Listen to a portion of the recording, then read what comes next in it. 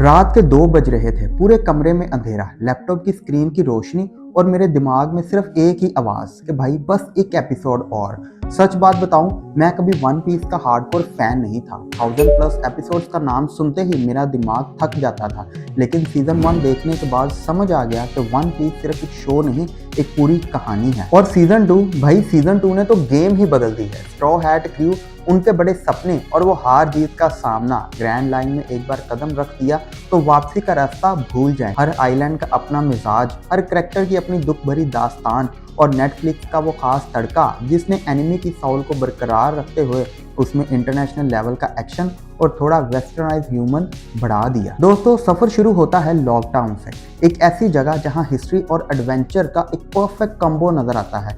यहाँ gold Roger का वो मशहूर एग्जीक्यूशन प्लेटफॉर्म खड़ा है और दोस्तों, जब कैमरा उस पर जूम करता है ना, तो सच में एक अजीब सी ठंडक महसूस होती है। लूफी वहाँ खड़ा होता है तो लगता है कि बस एक नया लेजेंड शुरू होने वाला है। इनकी घोड़े की परफॉर्मेंस यहाँ वाकई आउटस्टैंडिंग है। उसकी वो आइकॉनिक स्माइल, बेपना ऑप्टिमिज्म और वो कॉन्फिडेंस जो स्क्रीन से निकलकर आप तक पहुँचता है, आपको यकीन हो जाता है कि ये बंदा सच में किंग ऑफ द पायरेट्स बनने का दम रखता है। और इसी मोड़ पर हमें मिलता है कैप्टन स्मोकर, एक ऐसा ऑफिसर जो इंसाफ पर मुकम्मल यकीन रखता है, लेकिन लूफी के जज्बे को देखकर थोड़ा कंफ्यूज हो जाता है।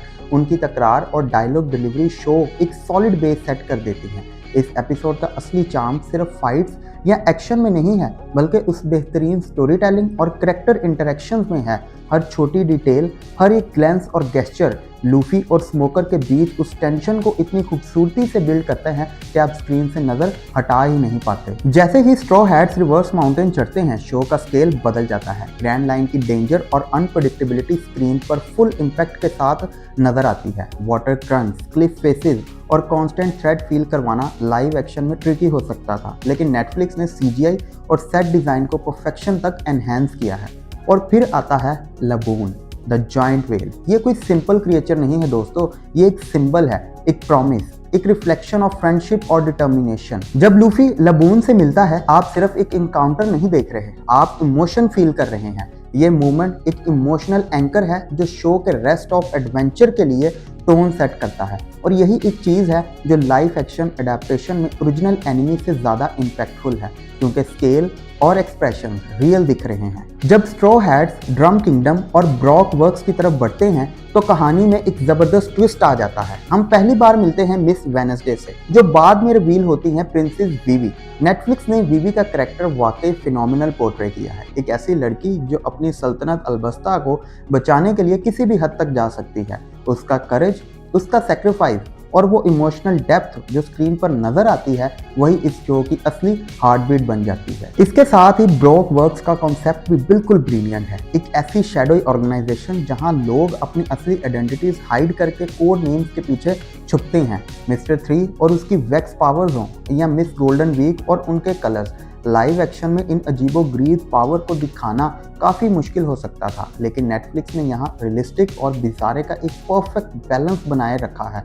यही वजह है कि शो के डार्क टोन मूवमेंट्स 20+ ऑडियंस के लिए बेहतरीन काम करते हैं और साथ ही अपने पुराने फैंस को भी पूरा इंट्रीग और एक्साइटमेंट मिलता है। दोस्तों, अब आता है वो पार्ट जिसने मेरी एक्सपेक्टेशंस को टोटली ब्लो कर दिया। ड्रम किंगडम और टोनी कूपर। सब डर रहे थे कि लाइव एक्शन में कूपर कैसा लगेगा, क्या क्यूट होगा या क्रीपी। नेटफ्लिक्स ने परफेक्ट कंप्रोमाइज किया, mix of CGI and practical effects. Results, Cooper इतना शानदार लगता है और उसकी बैक स्टोरी दिल को छू जाती है। डॉक्टर हिरिलुक और कूपर के बीच का बॉन्ड एक इमोशनल पंच है। उनके सीन्स हमें यह सिखाते हैं कि इंसान तब नहीं मरता जब उसकी धड़कन रुक जाती है, बल्कि तब मरता है जब उसे भुला दिया जाता है। ड्रम किंगडम का विजुअल, पिंक स्नो फॉलिंग और माउंटेन्स का बैकड्रॉप एक सिनेमैटिक ट्रीट है। ये शो का इमोशनल पीक है और साथ ही एडवेंचर का स्पिरिट भी मेंटेन रखता है। दोस्तों, अब बात करते हैं विलन की, क्योंकि विलन का इंट्रोडक्शन ही स्टोरी की बैकबोन होता है। सर क्रोकोडाइल की प्रेजेंस, उसका गोल्ड हुक, उसका सिगार और वो डेजर्ट का पूरा ऑरा सब भी इंटिमिडेटिंग है। जब वो लूफी के सामने आता है तो तो आपको साफ एहसास होता है कि ये फाइट इजी नहीं होने वाली।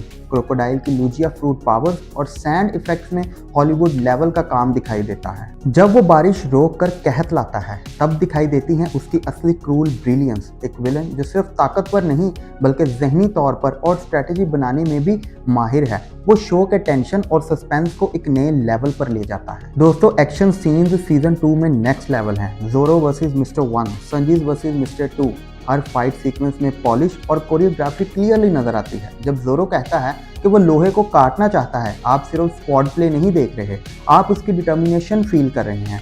नामी का इंटेलिजेंस और सूप का फियर और ह्यूमर, संजी की स्टाइल और लूफी का करेज, सब कंबाइन होकर एक फैमिली की फील क्रिएट करते हैं। रोटन टोमेटोज भी मेंशन करता है कि क्रू केमिस्ट्री शो की असली स्ट्रेंथ है। हर इंटरेक्शन नेचुरल और हार्टफेल्ट लगता है।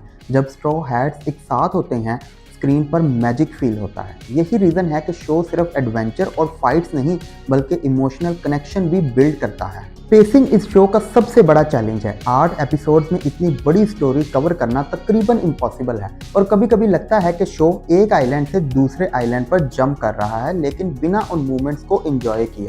फिर वो कास्टिंग कंट्रोवर्सीज और रेस वैग्स पुराने एनिमी फैंस को थोड़ा ऑफ फील करवाती हैं।